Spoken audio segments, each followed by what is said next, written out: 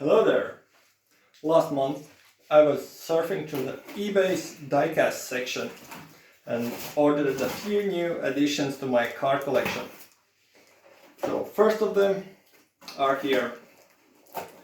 As my collection is slowly growing, I will present it all here in a new section called Diecast Wednesdays. So here we have, let's see,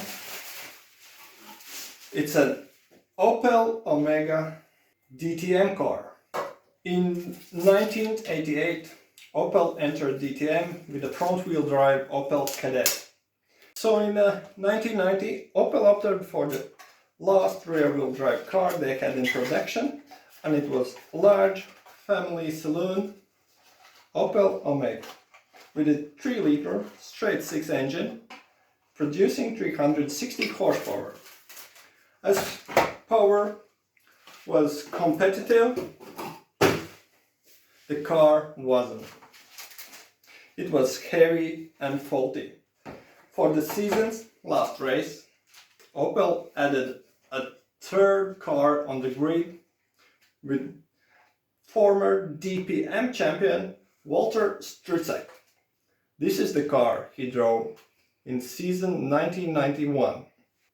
The car was updated to Evo 500 and with less weight, more power, new aero setup, but it couldn't beat its rivals Audi, BMW and Mercedes. Nevertheless, as backrunner, Omega is still a part of DTM's history, and in a way, it's a looker.